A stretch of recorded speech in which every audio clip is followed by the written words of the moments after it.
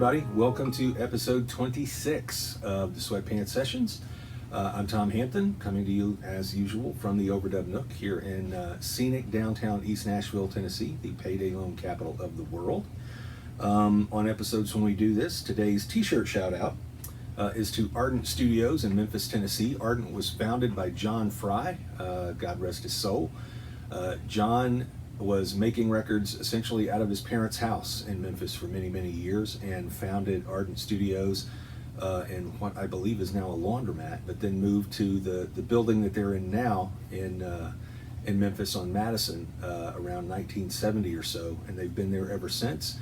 Ardent is famous for being a partner with Stax at their inception. They recorded a lot of stuff that ended up on the Stax label. They're also famous for being the recording home of Big Star. Jody Stevens, the drummer for Big Star, still works at Ardent today. He's been there almost straight through. Jody has a great band called Those Pretty Wrongs that he's been playing with for a few years. My son Danny looks up to Jody quite a bit. He loves Jody and he loves Big Star, so we're doing something right over here. The song that we're going to do today, we're going to play it on this thing. You've seen this before in other clips. This is a mandola, which I described it before as kind of a baritone mandolin. It's tuned a lot lower, and it just has like a really nice throaty, resonant frequency range, and it's really good for accompanying vocals in situations like this. Ironically, the last song that I played the mandola on was also a Warren Zevon song. Today's choice is also a Warren Zevon song. The first time I heard this song was on a TV show that we were blessed to exist in the same lifetime as. I don't remember or recall who syndicated this show, and it only lasted for a little while. Like everything beautiful and unique and special, it had a very short lifespan, but it was called Night Music. And I remember that its sponsor was Michelob, because the Eric Clapton slowed down, bluesed up version of After Midnight commercial was on in almost every break, as I recall. There are still a couple of clips and maybe a full episode or two on YouTube if you do a search for it, but they had this phenomenal house band. It was hosted by David Sanborn, and the house band was Omar Hakim on drums, Marcus Miller on bass, Hiram Bullock on guitar, God rest his soul as well. What a great player he was. They would have these ridiculous pairings, almost Bill Graham at the Fillmore-esque pairings of artists on the show. They would have the Pixies playing next to the Indigo Girls, and they would have Richard Thompson and Maria McKee and Stevie Ray Vaughan next to some guy with 5 turntables with records that had tape and various kinds of scratches on them that he would fashion into kind of an odd drum loop of sorts. It was a great show, and we need more stuff like that now. But Warren Zevon was on one particular show, and he did this song that I'm going to play for you guys today.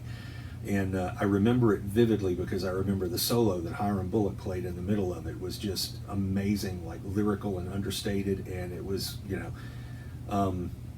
it was one of my favorite episodes. And this song has been on my mind lately, not so much because of the guitar solo, but just because of kind of the philosophical bent of the song and kind of the times that we find ourselves living in. So I decided to learn this today. So there may be the odd, wart or clam or 2 or 7 floating around in here. Let's see if we can get through it. It's called Splendid Isolation.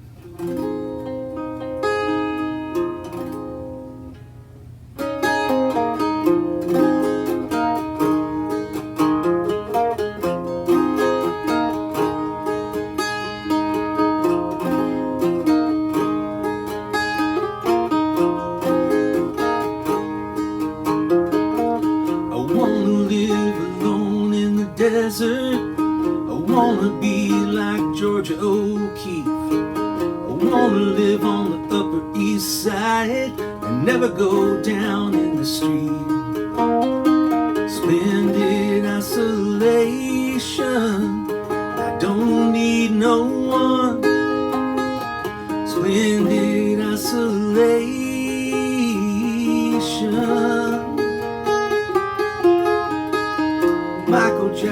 in Disneyland.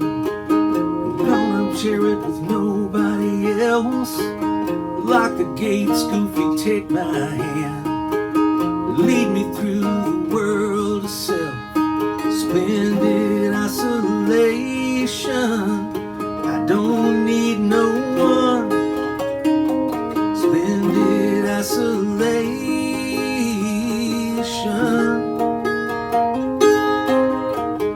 Don't wanna wake up with no one beside me. Don't wanna take up with nobody new. Don't want nobody to call without texting first. I don't want nothing to do with you.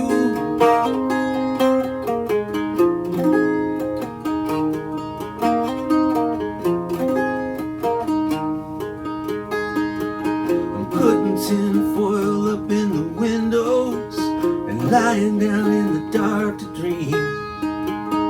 I don't want to see their faces, and I don't want to hear them scream. Splendid isolation. I don't need no one. Splendid isolation.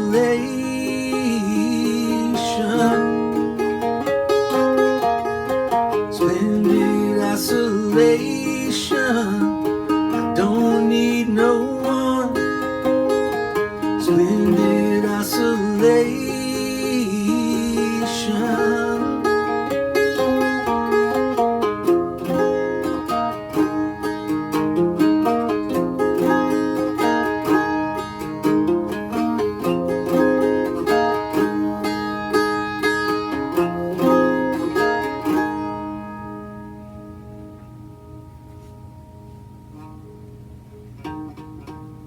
Okay, so I did leave a little Easter egg in there for those of you who are Zevon fans, and you probably picked it out as it was going by, just as I did with the last one. I wonder sometimes whether I'm thankful that Warren's not here to behold this spectacle, or if I'm relieved, or if I'm actually sad that we don't get his insight. But I kind of feel like him and Hunter Thompson are sitting at a table somewhere having a drink and laughing their asses off over all this. You guys take care of yourselves, take care of each other. Please be safe. Please stay well, and we'll see you for episode 27 before you know it.